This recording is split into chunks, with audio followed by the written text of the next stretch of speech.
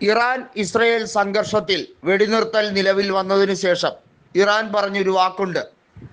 ഏത് രീതിയിലും യുഎസുമായി ചർച്ചയ്ക്ക് തയ്യാറാണ്, പക്ഷേ അത് ഏകപക്ഷീയമായി കൊണ്ടുപോകാൻ ഇനി അനുവദിക്കുകയില്ല. തങ്ങൾക്കും ചില കാര്യങ്ങൾ പറയാനുണ്ട്.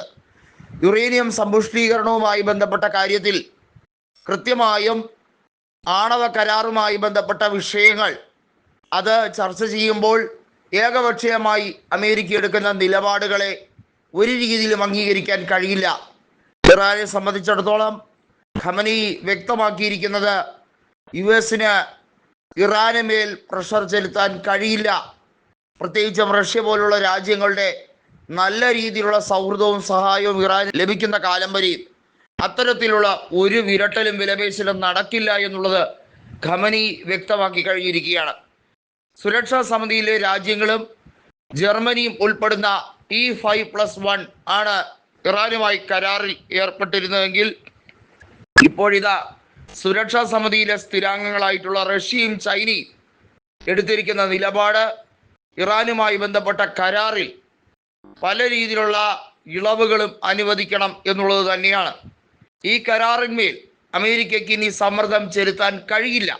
അമേരിക്ക ഏകപക്ഷീയമായി ഈ കരാർ റദ്ദാക്കിക്കൊണ്ട് ഈ കരാറുമായി ബന്ധപ്പെട്ട ഉടമ്പടിയിൽ നിന്ന് ഇറങ്ങിപ്പോയ കാലം മുതൽ തന്നെ അമേരിക്കയുടെ നിലപാടുകളെ അംഗീകരിക്കാൻ കഴിയില്ല. അവർക്ക് വ്യത്യസ്ത കാലങ്ങളിൽ വ്യത്യസ്ത നിലപാടാണ്. അത് സ്വാഗതം ചെയ്യാൻ കഴിയില്ല.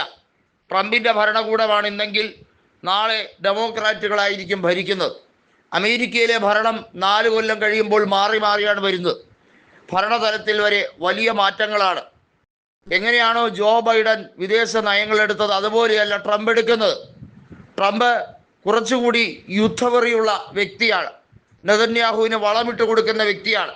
ജോ ബൈഡൻ അങ്ങനെയല്ല. നെതന്യാഹുവിന് ആക്രമണ ശൈലി ജോ ബൈഡൻ്റെ കാലഘട്ടത്തിൽ അധികമില്ലായിരുന്നു.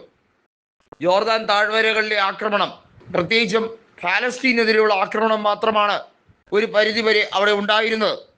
ഇപ്പോഴിതാ ഏറ്റവും ഒടുവിൽ ഇറാൻ കൃത്യമായി പറഞ്ഞിരിക്കുന്നു, ഞങ്ങൾ പൊതുവായ ഇസ്രയേലിൻ്റെ ശത്രുക്കളെ ഒരുമിപ്പിക്കും എന്ന്. അതൊരു താക്കീത് കൂടിയാണ്. അത് വരും യുദ്ധങ്ങളിലേക്ക് തന്നെ വഴിവെക്കുമെന്ന് അമേരിക്കയ്ക്ക് കൃത്യമായി അറിയാം.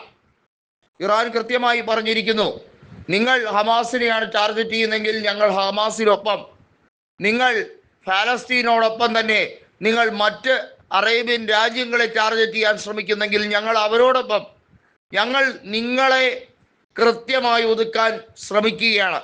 നിങ്ങൾ ചതിയന്മാരും നിങ്ങൾ മറ്റുള്ള രാജ്യങ്ങൾക്ക് സമാധാനം കൊടുക്കാതെ എല്ലാ കാലത്തും യുദ്ധവെറി കാത്തു സൂക്ഷിക്കുന്നവരുമാണ്. നിങ്ങൾ മുസ്ലിം വിരോധികളാണ്. നിങ്ങൾക്ക് കൃത്യമായും ഒരു ലക്ഷ്യവുമുണ്ട്. ഈ ലോകത്തുള്ള ജൂതന്മാരുടെ ഒത്തുകൂടൽ മുസ്ലിം വിരോധത്തിന് വേണ്ടിയാണോ എന്ന ചോദ്യമാണ് ഖമനി വ്യക്തമാക്കിയിരിക്കുന്നത്.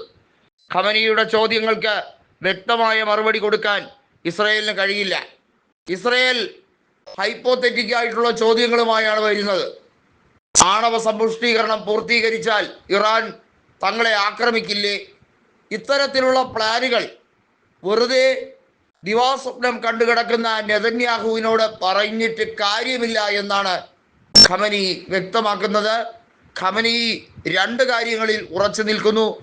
കരാറുമായി ബന്ധപ്പെട്ട വിഷയത്തിൽ ഏകപക്ഷീയമായ ചർച്ച കാണില്ല. മറ്റൊന്ന്, ഇസ്രയേലിൻ്റെ ശത്രുക്കൾ ഞങ്ങളുടെ മിത്രങ്ങളായിരിക്കും.